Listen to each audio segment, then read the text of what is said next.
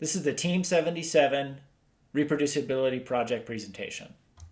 EHR data contains many medical codes and concepts, so the data is very sparse. Building graphs from the data can be challenging and computationally expensive.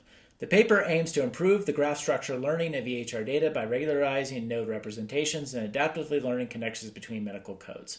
The new approach taken by the paper is to define an architecture for building graphs of EHR data that can be generalized on different data sets. The goal is to learn the structure without explicit links so the model is easier to apply to different data sets. The paper proposes two models. The encoder-decoder network consists of two parts that are applied in sequence. The first is an encoder network that serves to learn the representations of medical concepts. The second is a decoder network that provides inference. The structure of the two networks is similar, differing in the direction that EHR codes are processed to and from embeddings. The encoder receives observed EHR codes for each patient as input and produces graph embeddings of the EHR concepts. The decoder network receives the graph embedding from the encoder and outputs a vector consisting of EHR codes and predictive outcomes. The EHR embeddings are updated through a variable number of graph layers, which use a multi-head attention mechanism to iteratively improve the adjacency matrix connections. The authors use an attention function that is shown to perform better with sparse data where hard attention is not desirable, such as EHR data. It takes the inner product of a learnable vector and two relevant graph embeddings. The final step in graph propagation are passing the graph embedding through a feed-forward network consisting of linear layers, ReLU, dropout, and layer normalization. The loss function is a weighted binary cross-entropy function that places more value on rare data in order to address the imbalance of negative to positive labels in sparse EHR data.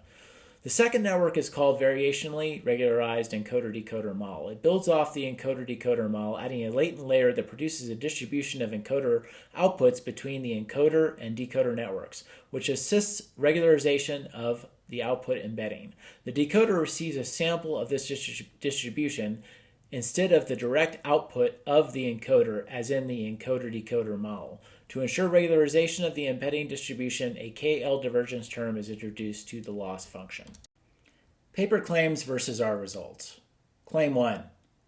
The encoder-decoder neural network will have better performance in mortality prediction using the MIMIC3 dataset. Summarized in Table 3, our model reproduces the results of the authors from MIMIC3 well. The results of the encoder-decoder model reproduce within 0.2%, which also supports the claim that the encoder-decoder model performs better than the earlier classical and graph-based methods. Claim 2. The encoder-decoder neural network will have better performance in 24-hour readmission prediction using the eICU dataset. Summarized in Table 4, our training data shows both inconsistency in the performance of the encoder-decoder model on readmission prediction and overall lower performance than described in the paper. Our area under precision recall curve value for eICU differs the authors by 8%. Furthermore, it is worse than all of the other competing methods described by the authors. Claim 3. The introduction of variational regularization to the encoder-decoder model further improves performance in the predictive tasks of the other claims.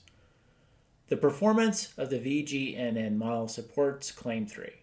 The model improves over the encoder-decoder network, but currently this result only holds for the MIMIC3 data.